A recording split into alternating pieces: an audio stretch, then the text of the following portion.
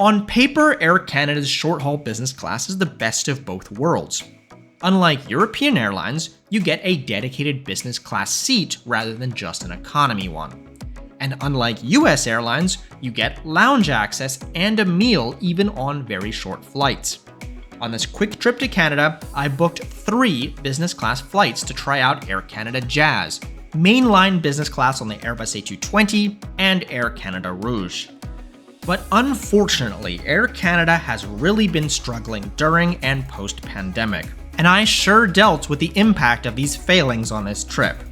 What was supposed to be a celebration of Air Canada, well, became this. When there's a permanent banner on the app apologizing for canceled flights and long hold times, you know you're in for some trouble. I booked this trip very last minute, and tickets were pretty pricey, well over $400 one-way in economy. I decided to use Aeroplan miles, as Air Canada makes more reward space available to their own program. Economy seats were $18,500 on the cheapest routing, but business class was only $24,400, so I splurged for that, as it really wasn't much more. This time I used Capital One miles, but Amex, Chase, and Bilt also would have worked. I was trying to get from Chicago to Québec City. Yes, United and American have direct flights, but Chicago to Toronto to Montreal to Quebec was cheaper and would have let me review more products, so I went with that. My first flight was scheduled at 6 a.m. The day before, I went to check in. Canada required ArriveCAN, which I did, and they processed my COVID vaccine card. But Air Canada also wanted to validate it themselves, and they couldn't on their app, so I couldn't check in. Likely this was due to the chicken scrawl from the nurse at Walgreens on my card. 20 hours before my flight came the first cancellation text. It was due to crew constraints. Air Canada has really been hurting here, but they've argued in court that a staffing shortage is a safety issue rather than an operational issue, so you as a passenger aren't due any compensation. Great! I was next scheduled on an 11 a.m. flight to Montreal. Fine. I went about my day and went to bed.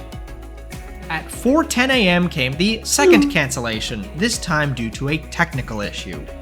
The only routing that worked for me now was a 3:10 p.m. flight, so I'm losing a day in Quebec, all thanks to Air Canada.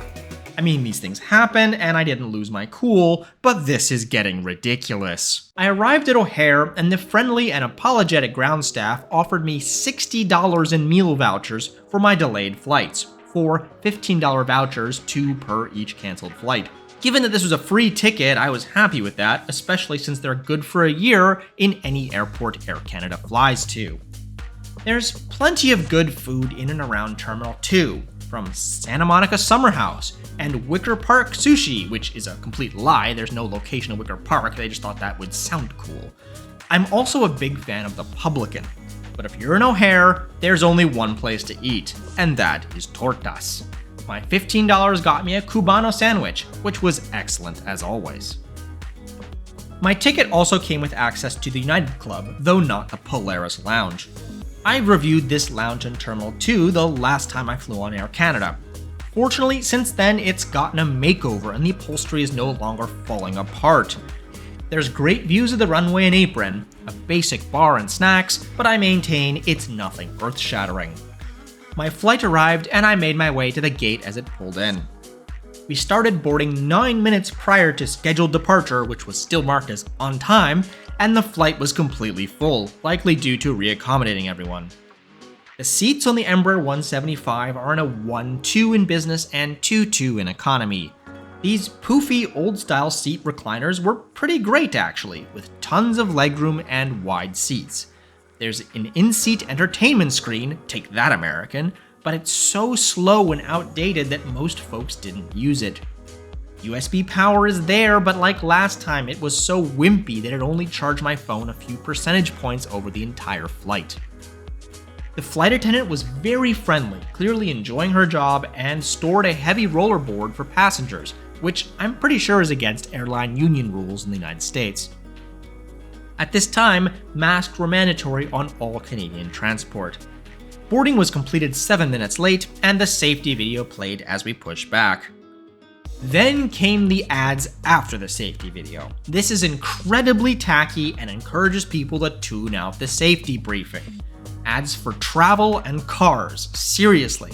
I've called out Copa and Etihad for this, and Air Canada joins that list.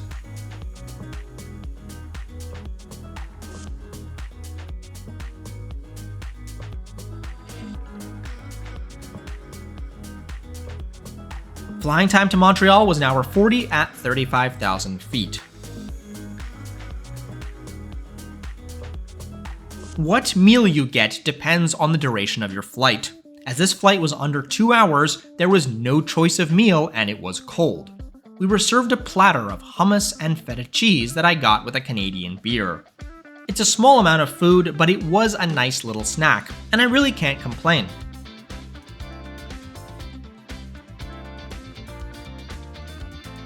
Not long after the meal, we arrived in Montreal, getting a great view of the city on approach.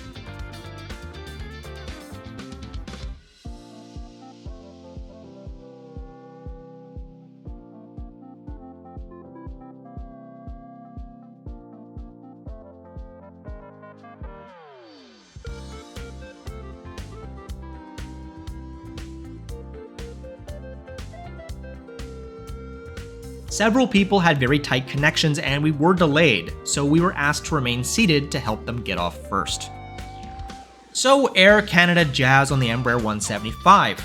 The seat was comfortable, the ground staff and flight attendant friendly, the meal a welcome addition for such a short flight, and there's entertainment even if it's geriatric.